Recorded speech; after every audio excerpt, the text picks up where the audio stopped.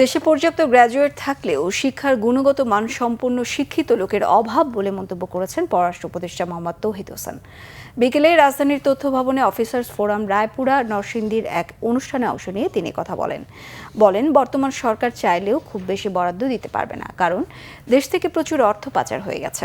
তবে আগামী বাজেটে শিক্ষা স্বাস্থ্য খাতে মূল বাজেটের 10% ব্যয় করার পরামর্শ দেন তিনি। এ সময় রায়পুরায় বিভিন্ন শিক্ষা প্রতিষ্ঠান এমপিওভুক্ত করার আশ্বাস দেন।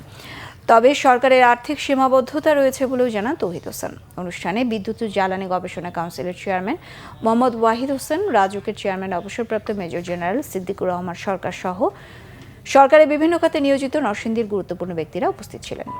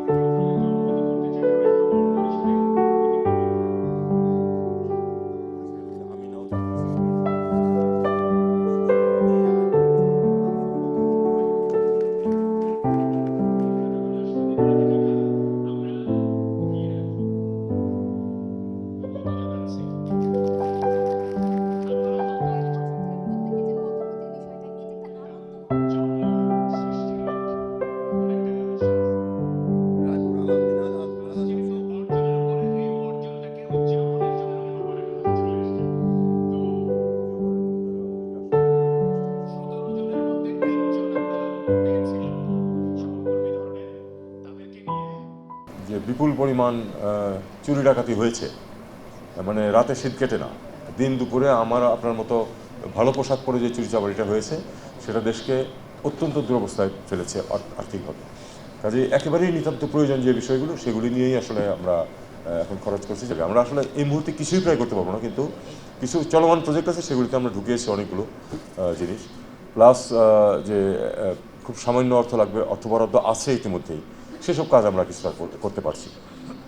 আর বাকিগুলো ইনশাআল্লাহ আগামী অর্থ বছরের বাজেট যখন প্রণয়ন হবে আমরা এখন থেকে ঢোকানোর চেষ্টা করতেছি। আমাদের উচিত হচ্ছে জিডিপির 5% শিক্ষার পিছনে, 5% স্বাস্থ্যের পিছনে খরচ করা।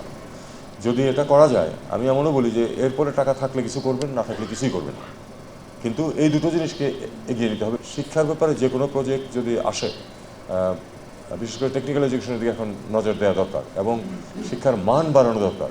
আমি অসংখ্য গ্র্যাজুয়েট দেখি যারা কিছুই শেখেনি, তাদের মানে আমাদের যে এমপ্লয়ার শ্রেণী আছে তারা বলে দে আর অ্যাবসলিউটলি আনএমপ্লয়েবল। এই দুষ্ট চক্র থেকে আমাদেরকে বের হয়ে আসতে হবে এবং সেই জন্য আসলে শিক্ষাতে বরাদ্দ বাড়ানো প্রয়োজন।